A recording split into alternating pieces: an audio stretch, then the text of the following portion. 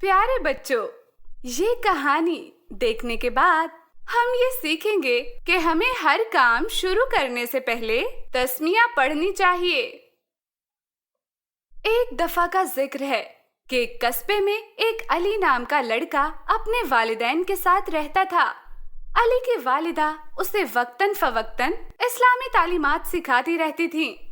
علی یوں تو ایک سمجھدار اور نرم دل لڑکا تھا، لیکن کبھی کبھی وہ سستی کا شکار ہو کر اپنی والدہ کی سکھائی باتوں کو نظر انداز کر جاتا یا بھول جاتا تھا۔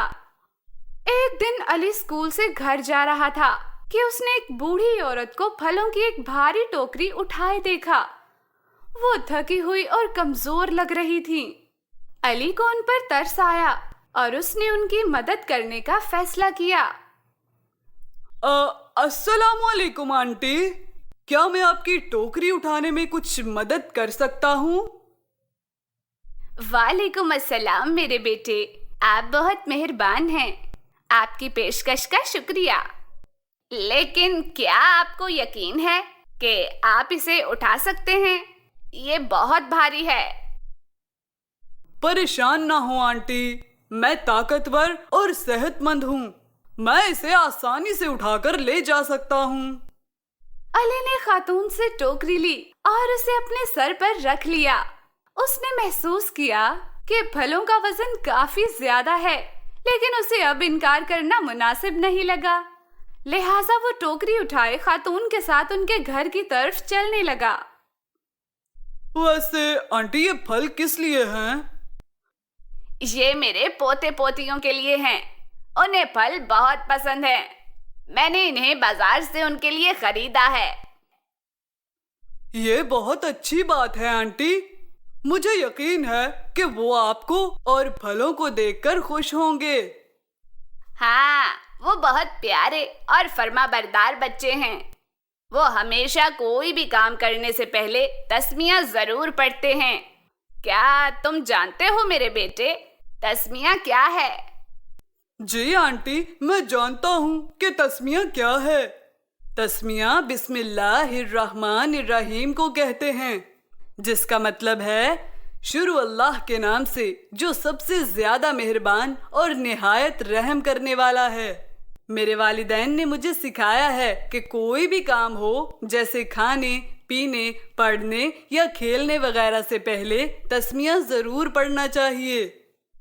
ماشاءاللہ، تم ایک ہوشیار اور اچھے لڑکے ہو، تم ٹھیک کہہ رہے ہو۔ تسمیہ بسم اللہ الرحمن الرحیم کو ہی کہتے ہیں۔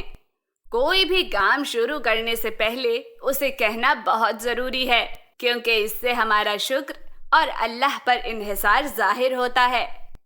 اللہ تعالیٰ ہر چیز کا خالق اور اسے برقرار رکھنے والا ہے۔ جب ہم تسمیہ سے کسی کام کا آغاز کرتے ہیں تو اس میں اللہ تعالیٰ کی طرف سے برکت اور حفاظت بھی شامل ہو جاتی ہے۔ میں سمجھتا ہوں آنٹی، کبھی کبھی بہت مصروفیت یا جلدی یا پھر سستی کی وجہ سے میں تسمیہ کہنا بھول جاتا ہوں۔ یہ اچھا نہیں ہے میرے بیٹے، تمہیں تسمیہ کو ہمیشہ یاد رکھنا چاہیے، کیونکہ اس سے تمہاری زندگی میں بڑا فرق آ سکتا ہے۔ میں تمہیں ایک کہانی سناتی ہوں کہ جب میں تسمیہ کہنا بھول گئی تھی تو میرے ساتھ کیا ہوا تھا۔ ٹھیک ہے آنٹی، میں آپ کی کہانی سننا پسند کروں گا۔ علی کہانی سننے کے لیے پرجوش نظر آ رہا تھا۔ اب اسے اپنے سر پر پھلوں کا زیادہ وزن بھی محسوس نہیں ہو رہا تھا۔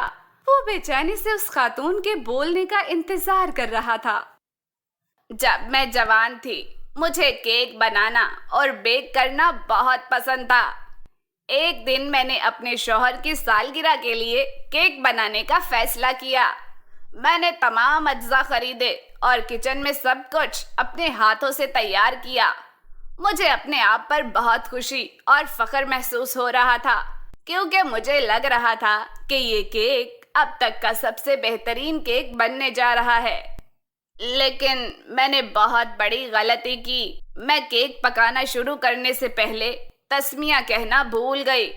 مجھے احساس نہیں تھا کہ یہ ایک سنگین غلطی تھی، اور جب تک مجھے احساس ہوتا تب تک بہت دیر ہو چکی تھی۔ میں نے کیک بنا کر اسے بیک کرنے کے لیے اوون میں رکھا اور ٹائمر کو 30 منٹ کے لیے سیٹ کیا۔ پھر میں گھر کے کچھ اور کام کرنے میں مصروف ہو گئی۔ 30 منٹ کے بعد میں نے کچن سے ایک تیز آواز سنی۔ میں بھاگ کر واپس کچن میں گئی اور اوون کا دروازہ کھولا۔ مجھے یہ دیکھ کر شدید صدمہ ہوا کہ میرا کیک جل کر سیاہ ہو گیا تھا۔ وہ چارکول کے ٹکڑے کی طرح لگ رہا تھا۔ اس سے خوفناک بدبو آ رہی تھی اور باورچی خانے میں دھواں بھر گیا تھا۔ میں حیران اور مایوس تھی۔ میں نے بہت سوچا کہ یہ کیسے ہو سکتا ہے؟ میں نے کیا غلط کیا؟ پھر مجھے یاد آیا کہ میں نے کیک بنانے سے پہلے تسمیہ نہیں کہا تھا۔ میں نے محسوس کیا کہ یہی وجہ تھی کہ میرا کیک خراب ہوا۔ میں نے شرمندگی اور افسوس محسوس کیا۔ میرا وقت، پیسہ اور کوشش صرف میری جلد بازی اور تسمیہ نہ کہنے کی وجہ سے ضائع ہو چکی تھی۔ میں نے اپنے شوہر کی سالگرہ کا سرپرائز بھی برباد کر دیا۔ میں نے رو رو کر اللہ سے معافی مانگی۔ میں نے اس دن ایک قیمتی سبق سیکھا۔ کوئی بھی کام کرنے سے پہلے تسمیہ کہنا نہ بھولیں۔ اس خاتون نے اپنی بات مکمل کی اور ہلکی سی مسکراہٹ کے ساتھ علی کی طرف دیکھا۔ واہ آنٹی، یہ ایک افسوسناک واقعہ ہے، لیکن اسے میرے ساتھ شیئر کرنے کا بہت شکریہ۔ اس نے مجھے بہت کچھ سکھایا ہے۔ میرے بیٹے، آپ کا استقبال ہے۔ مجھے امید ہے کہ آپ اب سے کوئی بھی کام کرنے سے پہلے تسمیہ کہنا ہمیشہ یاد رکھیں گے۔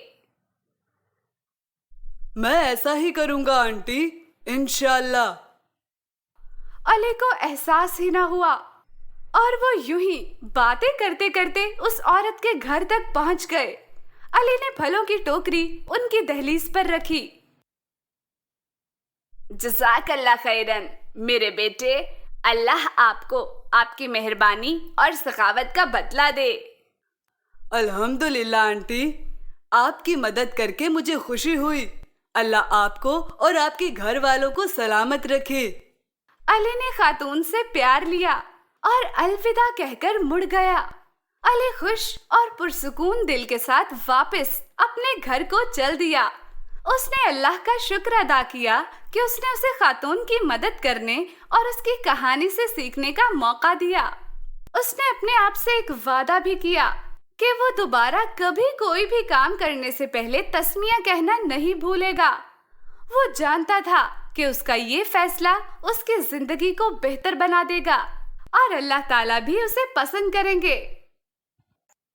اگر آپ کو ہماری کہانی پسند آئی ہو تو چینل کو سبسکرائب کرنا اور ویڈیو کو لائک اور شیئر کرنا مت بھولیے گا۔ شکریہ۔